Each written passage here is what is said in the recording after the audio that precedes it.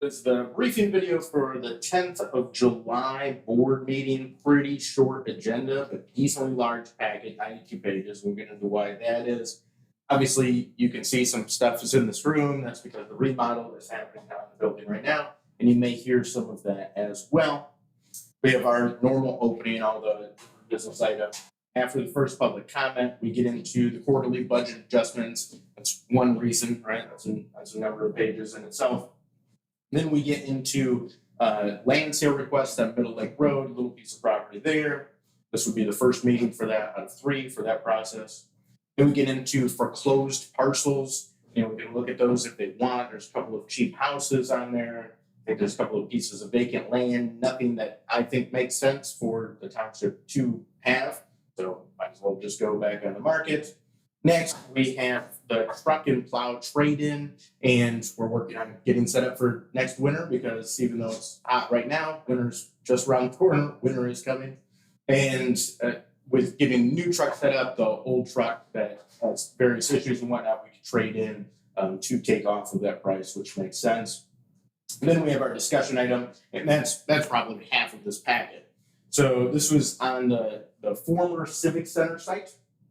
In Twin Lake, the one patch of ground, it's just a 1 acre square that maintenance mows basically to take care of. And a lot of people know it used to be the Civic Center, and the Civic Center collapsed and then it was cleaned up and whatnot. And there's a bunch in here on it. I won't go into it a ton. It'll probably be a decently big thing at the meeting, and so we'll see how it goes. But I was contacted by a church group, the Reverend Lady Guinevere Howard. And this was a number of months ago, said that it's supposed to be the church land.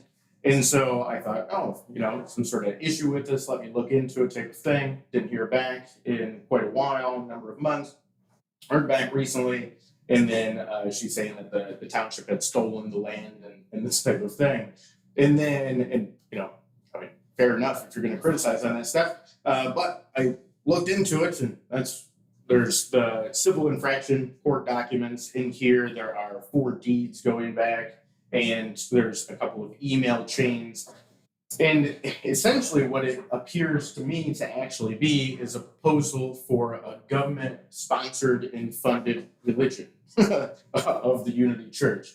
So, which is kind of outrageous, but as occurs a lot in history, of course, and was a big debate among the founding fathers as well. So I've included a couple of short pieces, the Memorial and Remonstrance by James Madison, which is very famous, the letter to the Danbury Baptist Church, Danbury Baptist Association by Thomas Jefferson, which is very famous. There's other things on that, but that's just 4 pages, so I didn't want to include too much of that type of reading material. I know not everyone likes to read it, but it's super good in the reference. And essentially that it's all in there. That's why I included it in here. But it was deeded for $1 from the Civic Association over to the church, so like a donation thing. Apparently, they had some hesitations about the organization because they put some stipulations that if they sold it to just cash out of it in a short period of time, then it had to go to the Stephen Foundation to do scholarships and this type of stuff. So there was a deed restriction on that. And then once the building had collapsed a number of years later, which we have the email of that reverend asking the township, saying that the township should fund a restoration for the church or to demolish the building for the church. So donating money to the church directly. And once the building collapsed, though, the township did go through the court, even Reverend recommended it, went through the court and was able to clean up the site. And between the over $10,000 for cleaning up the site, finishing off the demolition and everything, and then $5,000 for the court fees and the lawyer bills and those types of things. And then eventually, once the county took it back on their taxes, because those weren't paid after it was demolished, obviously couldn't be used as church land and ended up going back for them. Then the township ended up buying it back a number of years later after it had collapsed and been demolished for another $1,000. So, yeah, the township has already $16,000 into it, which is interesting. That's not including, the maintenance over the years and stuff. So a decently weird and odd case, and I think that'll probably be decently weird and odd at the meeting as well. And at first I suggested including it as a discussion item. She was bringing it up. And then she started not being so nice and friendly through the emails and whatnot. I didn't include them all, but a few threads that shed light on the issue.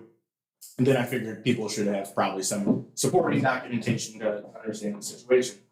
And then we're to our second board comment. So decently small agenda.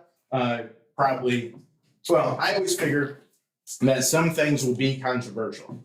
Some of the things that I think will be controversial won't be controversial. And some things won't be controversial, but some of the things that I don't think will be controversial will be controversial. And I'm right in basically every meeting on that. So with such a short agenda, we'll see if that still holds. Maybe everything will be controversial, maybe nothing. It's hard to tell sometimes.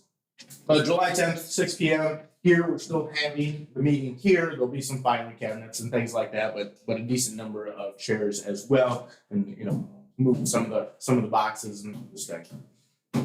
If you have any questions, thoughts, ideas, comments, concerns, feel free to reach out. My direct line at the office is area code 231-332-6700, or email supervisor@daltontownship.org. Otherwise, this is Jeff signing off.